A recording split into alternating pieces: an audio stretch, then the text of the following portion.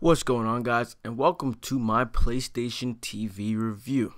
Make sure you drop a like because, I love you all and it really helps and shows your support. So before we even begin this review, there is something that I've been saying about the PlayStation TV that I want to point out and stress so much before I even begin. So first off, it can't play every single PlayStation Vita game. So with that said, you have to think about your reasoning behind why you want to purchase a PlayStation TV. So if it's because you want to record direct feed gameplay for your channel because it's cheaper than an actual Vita capture card, then yes, I would recommend it. Just make sure you know what games you can play and can't play. But if you want it because it's a cheaper version of a Vita and you want to play a Vita, or you want to just, have it so you can watch your streaming services like Netflix and whatnot on your TV, you need to hold the phone. You need to reevaluate why you want to get this. Like I said, it can't play with Vita games, so it cannot be a replacement for a Vita, unless of course you do look at the compatibility list and you like the games that are there. All the games there are ones you want to play and whatnot, then it's okay. So like I said, you gotta look at the compatibility list, and because they do have some good games that are playable, such as Freedom Wars, Borderlands 2, Kills the Mercenary, and some child-friendly games like Lego Batman and stuff like that. So just be sure to look at the compatibility list, which I will put in the description below, so you can check it. Yeah, so let's go ahead and get into the main part of the review. The PlayStation TV is a very small and very light system. It just about fits inside the screen of a PlayStation Vita 1000, aka the original Vita.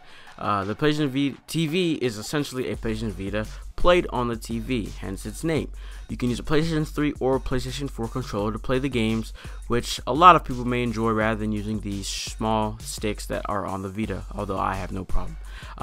The PlayStation TV has many essential plugs on it that are common on consoles, such as an HDMI port and an Ethernet cable port.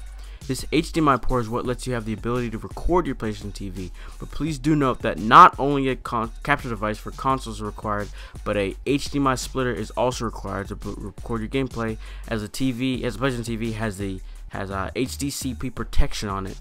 But nonetheless, it is possible to record your gameplay. Along with the PlayStation TV not being able to play every single Vita game, they have said they will be bringing more games to the lineup, and also PlayStation Now is supported. If you do not know what PlayStation Now is, it is a streaming service offered by Sony which allows you to stream PlayStation 1, PlayStation 2, and PlayStation 3 games through their service. Of course, it is a select list of these games, but they got a pretty good lineup, and there will be more coming to it as we go along. But yeah, do remember that PlayStation Now is a paid service where you rent games for a certain amount of time, which can be as short as 4 hours to as long as, I believe, 30 or I think 60 days, for a moderately reasonable price. It's a little up there, but it's not horrible. If you want more information on PlayStation Now, I do have a video or two of it. I'm using it on the PlayStation Vita. I have a video for the PlayStation Vita and for the PlayStation 4, so you can go ahead and look at those videos in the description below. Along with how not all Vita games work on the PlayStation TV, not all the TV/movie streaming apps that work on the Vita will work on the PlayStation TV. Popular apps like YouTube, Hulu, and Netflix will not work. But for some odd reason, Crunchyroll, which is a anime streaming application, so not everyone will want that, and works, and not to mention the Twitter app works for some weird reason.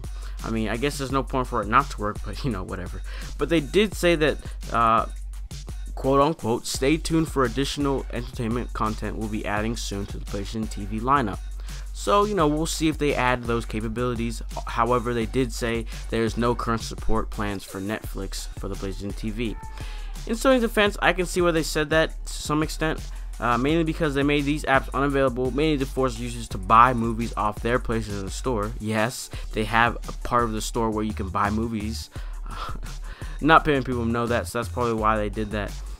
So they'd rather have you buy movies from them rather than using your Netflix account to watch movies or going on YouTube and finding full-length movies. So if you ask me, I can see where they're coming from, because I don't know a single soul that gets movies from the PlayStation store part of, like, where you can get movies off the PlayStation store. So I don't know a single soul that does that. A big thing that Sony wants the PlayStation TV to appeal to users is its capability to remote play PlayStation 4. Yes, the PlayStation Vita can do this too, But it's different because now you're playing your PlayStation 4 on the TV, so it's going to look exactly the same, and it's going to play exactly the same because you are using a PlayStation 3 or 4 controller. So it's pretty cool because you can have your PlayStation 4 hooked up in one TV in your house. You can take your PlayStation TV, hook it up to another TV in anywhere in your house or in a different house if you really like to, and then remotely play your PlayStation 4 seamlessly. But I would like to point out how a good friend of mine, he's a YouTuber, he goes by the name of Fever Gaming, has tried this. He does have a video of it on his channel where he says the remote play wasn't the greatest experience for him. I myself have not tried it yet though, so I am not too familiar with it, but I will say, I mean, the Vita remote play is pretty fine.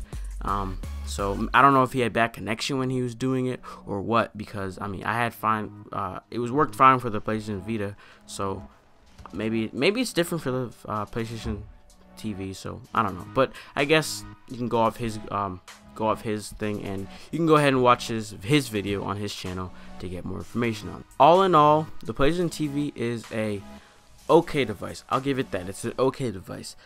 I like it because it lets me record my gameplay for under 100 and about 30 120 bucks. I can record Vita gameplay for my channel, but I don't like it how, one, I can't play every single Vita game, or at least a good bit of them. It is a big list, but compared to all the Vita games that are out, it's not that big.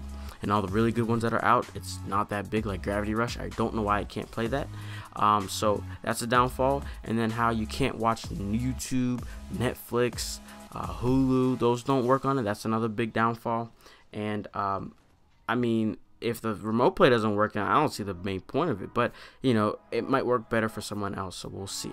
But like I said, if you want it just as, you know, whatever, it's there, you want it just because you don't want to buy a Vita, and if it's because there's a few games you want to play and they are compatible, go ahead and pick it up, because there are other games that you might like to, and might want to try out on that is compatible, that you could pick up as well.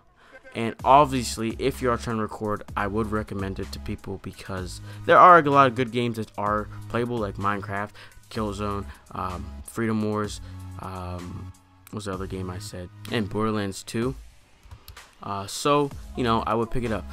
Overall, I'm going to have to give it a 6 out of 10 though, and that's just how it's going to be.